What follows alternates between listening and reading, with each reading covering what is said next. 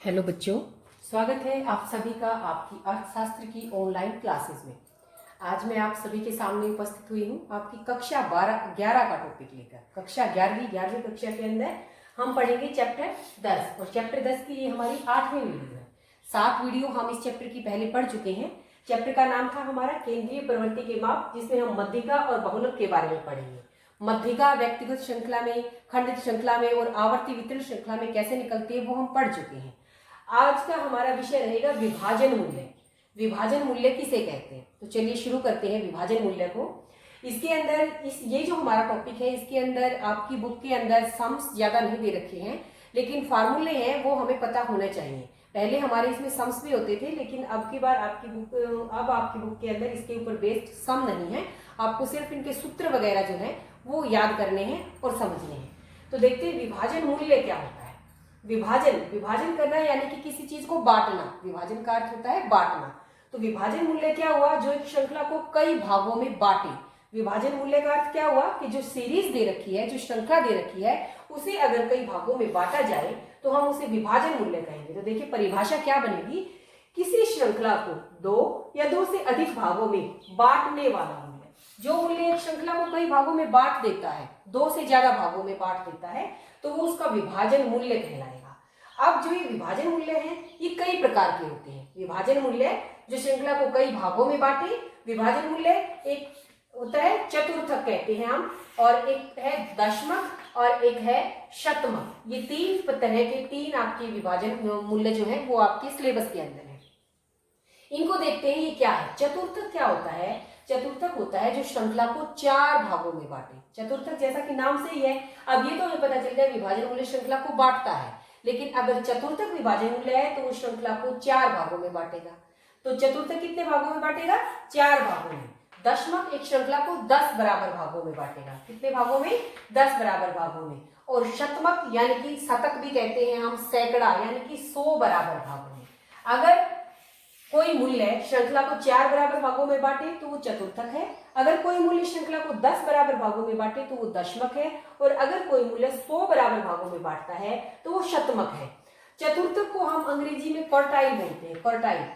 ठीक है, क्वार्टाइल का मतलब होता है चौथांश। तो देखिए जैसे मान लीजिए एक श्रृंखला है आपकी, इस श्रृंखला को मैं कोई भी वैसे आपको समझाने के लिए बता रही हूँ, इसको अगर इसके मैं 4 भाग करूं तो देखिए 1 2 3, ये इसका पहला भाग, ये इसका दूसरा भाग, ये तीसरा भाग, ये चौथा भाग। समझ में आया, श्रृंखला के 4 भाग बन गए, 1 2 3 4। लेकिन ध्यान से देखिए, एक इसको ये बांट रहा है, एक ये बांट रहा है, कि ये तो 3 ही है, 1 2 और 3। वैसे तो श्रृंखला 4 भागों में बट गई, लेकिन बांटने वाले क्या है, 3 ही है। तो इसलिए क्वार्टाइल जो होता है वो क्या होते हैं, क्वार्टाइल हमारे 3 होते हैं। कौन कौन से क्वार्टाइल, क्वार्टाइल 1, क्वार्टाइल 2 और क्वार्टाइल 3।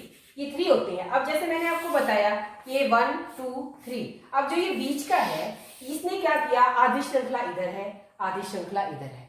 तो जो Q2 जो है वो श्रृंखला के बिल्कुल मध्य में है, जो कि हम मध्यिका में भी पढ़ते हैं। तो मध्यिका भी तो ऐसे ही होते हैं, जो श्रृंखला के बिल्कुल बीच में होती है, आधे उससे ऊपर होते हैं, आधे उससे नीचे होते हैं। तो जो Q2 जो होता है वो क्या होता है, Q2 मध्यिका के बराबर होता है, मीडियन के बराबर होता है।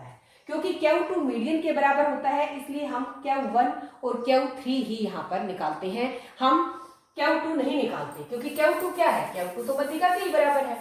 तो समझ में आया, चतुर्थक क्या होता है, जो श्रृंखला को 4 बराबर भागों में बांटे। ये होते कितने हैं, 3 होते। कितने हैं ये, 3 ही होते हैं। और जो Q2 जो होता है वो मध्यिका के बराबर होता है। ये आपके छोटे जो मल्टीपल चॉइस के क्वेश्चंस यहाँ से बनेंगे कि क्वार्टाइल होते तो जो होता तो ये 4 बराबर बांटता तो 4 बराबर भागों में है, लेकिन वैसे कितने होते हैं, ये 3 ही होते हैं। ठीक ऐसे ही दशमक क्या होता है, वो श्रृंखला को 10 बराबर भागों में बांटेगा। तो इसको भी जब आप एक श्रृंखला को 10 बराबर भागों में बांटेंगे तो एक कम, ये कितने बनेंगे, ये 9 बनेंगे। जैसे ये 4 बराबर भागों में बांटता था, लेकिन बने कितने हमारे, 3 ही बने। ऐसे ही दशमक 10 बराबर भागों में बांटेगा, लेकिन ये 10 नहीं बनेंगे, ये 9 बनेंगे। और शतमक क्या है, 100 बराबर भागों में बांटेगा, तो ये 100 नहीं बनेंगे, एक कम हो जाएगा, 99 बनेंगे। तो ये हमारा मल्टीपल शॉर्ट क्वेश्चन बनेंगे हमारे। चतुर्थक 4 बराबर भागों में बांटता है, लेकिन 3 होते हैं। ये दशमक 10 बराबर भागों में बांटता है, लेकिन ये 9 होते हैं। शतमक 100 बराबर भागों में बांटता है, लेकिन ये 99 होते हैं। अब जैसे Q2 है वो मध्यिका के बराबर होता है, ठीक वैसे ही अगर हम D5 निकालें तो वो भी मध्यिका के बराबर ही होगा, क्योंकि एक मध्यिका को अगर हम 10 बराबर भागों में बांटेंगे तो D5 क्या आएगा, बिल्कुल बीच में आएगा। और ऐसे ही अगर इसके अंदर से करेंगे तो हम P50 जो आएगा हमारा, इसको हम परसेंटाइल बोलते हैं, परसेंटाइल को P से नोट करेंगे, दशमलव को डेसाइल बोलते हैं इसलिए इसको D से नोट करेंगे, चतुर्थक को क्वार्टाइल बोलते हैं इसलिए हम इसको क्यू से नोट करेंगे। समझ में आया? Quartile Q, decyl D, percentile P। तो क्वार्टाइल 4 होते हैं, 4 बराबर भागों में बांटता है लेकिन होते कितने हैं, 3। डेसाइल 10 बराबर भागों में बांटते हैं लेकिन होते कितने हैं, दशमलव 9 होते हैं। शतमक जो होते हैं, परसेंटाइल जो होते हैं, वो 100 बराबर भागों में श्रृंखला को बांटता है लेकिन होते कितने हैं, 99। और जो Q2 होता है और D5 होता है और P50 होता है वो किसके बराबर होते हैं, मध्यिका के बराबर होते हैं। तो ये मेन बात आपको याद रखनी है। अब Q3, Q1 और Q2 ये कैसे निकालेंगे ये मैं आपको बताती हूँ। Q1 निकालने का फार्मूला क्या होगा, वही होगा हमारा n+1/4। 4 नंबर के ऊपर जो मद है वो हम यहाँ पर CF निकालेंगे। CF निकालकर कितना आएगी श्रृंखला, जो n होगा उसके अंदर 1 जमा करके बटे 4 से भाग देंगे क्योंकि क्वार्टाइल है, 4 बराबर भागों में बांटता है ना, इस नंबर पर जो भी मद आएगी वो हमारा Q1 हो जाएगा। Q3 कैसे निकलेगा, Q3 निकलेगा 3 × n+1/4, इस नंबर वाली मद जो होगी वो हमारी Q3 होगी। ये फार्मूले आपको याद करने हैं। वैसे इसके ऊपर बेस्ड सम आपकी बुक में नहीं दे रखे हैं, इसलिए Q1 का फार्मूला हो गया, क्योंकि ये क्वार्टाइल है, 4 बराबर भागों में बांटता है इसलिए n+1/4 नंबर भी मद। Q3 है इसलिए 3 से इसको मल्टीप्लाई करेंगे, 3 × n+1/4, क्योंकि ये भी क्वार्टाइल है, इस नंबर के ऊपर जो मद आएगी। तो ये तो 2 फार्मूले यूज होंगे हमारे जो व्यक्तिगत श्रृंखला है और जो खंडित श्रृंखला है उसके अंदर।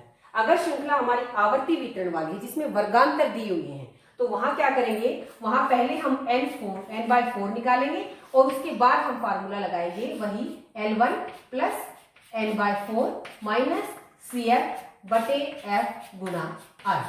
अगर Q3 निकाल रहे हैं, ये तो Q1 के लिए, अगर हम Q3 निकाल रहे हैं तो उसके लिए क्या करेंगे, पहले 3n/4 निकालेंगे। क्या निकालेंगे, पहले 3n/4 और फिर वही फार्मूला लगाएंगे L1 प्लस ये लिखेंगे हम 3n/4 माइनस वही CF/F × R। समझ में आया? ये 2 हैं हमारे जो फार्मूले, ये व्यक्तिगत और खंडित श्रृंखला के लिए हैं। और ये फार्मूले किसके लिए हैं, अगर आवर्ती वितरण श्रृंखला है तो उस समय पर इनका हम प्रयोग करेंगे। इसके बाद ऐसे ही हमारे जब हम डेसाइल निकालते हैं तो इसके अंदर D1 भी निकालते हैं, D4 भी निकालते हैं और D9 निकालते हैं। D5 तो हमारा मीडियन के बराबर ही होता है। तो D1 अगर हमें निकालना है व्यक्तिगत श्रृंखला के अंदर तो कैसे निकालेंगे, n+1/10। क्या करेंगे, 10 करेंगे क्योंकि ये डेसाइल है, 10 बराबर भागों में बांटता है। इस नंबर के ऊपर जो मद आएगी वो मद। अगर हमें D4 निकालना है तो क्या करेंगे, n+1 इसको 4 से मल्टीप्लाई करेंगे डिवाइडेड बाय 10, इस नंबर के ऊपर जो मद आएगी वो मद। 4 से गुणा कर दिया क्योंकि D4 था, बटे 10 ही क्योंकि ये क्या है, डेसाइल। अगर D9 निकालना है तो क्या करेंगे, तो करेंगे 9 से गुणा और n+1/10, इस नंबर के ऊपर जो मद आएगी वो मद हमारी। तो ये तो कौन से फार्मूले हुए, ये हुए व्यक्तिगत या खंडित श्रृंखला के लिए। अगर श्रृंखला हमारी कौन सी है, आवर्ती वितरण वाली, तो क्या करेंगे, बिल्कुल आसान है, इसको रख देंगे हम। पहले क्या निकालेंगे, n/10 निकालेंगे, n/10 निकाल के फिर वही फार्मूला। अब इतने बार जब हम फार्मूले को लिखते हैं तो हमें याद भी हो जाता है, L1 + n/10 - CF/F × I। आया समझ में? अब इसको कर सकते हैं, इसको क्या करेंगे, 4n/10, 4n/10 लिखेंगे हम। अब +1 ही लिखेंगे, पहले ये निकालेंगे, ये निकाल के फिर क्या करेंगे, वही formula L1 + 4n/10 - CF/F × I। मेरे ख्याल से आपकी सबकी समझ में आ गया होगा क्या है। यहाँ पर क्या होएगा, यहाँ निकालना पड़ेगा हमें 9n/10। पहले 9n/10 निकालेंगे, फिर वो कौन सी CF में लाई करेगा और उसके बाद फार्मूला वही बन जाएगा हमारा L1 + 9n/10 - CF/F × I। इसके ऊपर बेस्ड सम नहीं है, बुक के अंदर सम नहीं है, अगर होते तो मैं वो आपको जरूर करवाती। आपको सिर्फ फार्मूले का पता चलना चाहिए। एक फार्मूला आपकी समझ में आ जाता है तो बाकी सभी फार्मूले आप अपने आप बना सकते हैं। जैसे मैंने यहाँ पर बताया n+1/4, क्या 3 आ गया तो n+1 के आगे 3 लगा दिया। ऐसे ही n+1/10, d4 आ गया तो इसके आगे 4 लगा दिया। अगर d9 आ गया तो इसके आगे 9 लगा दिया। आवर्ती वितरण श्रृंखला में फार्मूला यही रहेगा, ये बदलता जाएगा हमारा। अगर d4 है तो ये 4n हो जाएगा, ये हो गया 4n/10 - Cm।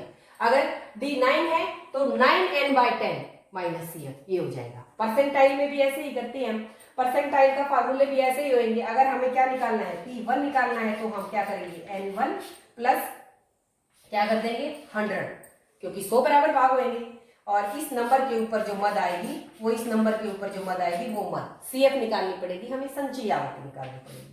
अगर तो इसी तरह से हमें, मेरे ख्याल से परसेंटाइल वाला तो इतना आता भी नहीं, ये कुछ फार्मूले जो हैं ये आते कैसे हैं, बनते कैसे हैं, बस हमें ये समझना है। मेन यहाँ पर बात यही है कि चतुर्थक जो होता है वो श्रृंखला को 4 बराबर भागों में बांटता है, दशमक जो होता है वो श्रृंखला को 10 बराबर भागों में बांटता है, शतमक 100 बराबर भागों में बांटता है।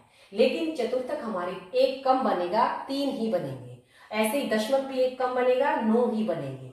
परसेंटाइल जो शतमक होता है वो भी हमारा एक कम 99 बनेंगे। एक और मोस्ट इंपोर्टेंट बात कि जो हमारा Q2 होता है, क्वार्टाइल के अंदर Q2, डेसाइल के अंदर D5 और परसेंटाइल के अंदर P50, ये सभी बराबर होते हैं और मध्यिका के ही बराबर होते हैं। मेन बात यही है, ये कुछ इसके बेस फार्मूले हैं, ये हमें पता होना चाहिए।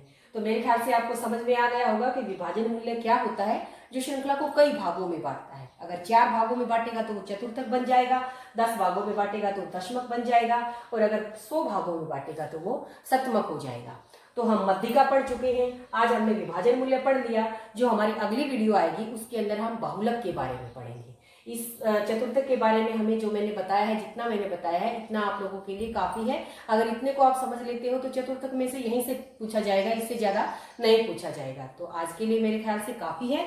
आप सभी को वीडियो समझ में आ गई होगी और वीडियो देखने समझने के लिए आप सभी का बहुत बहुत धन्यवाद।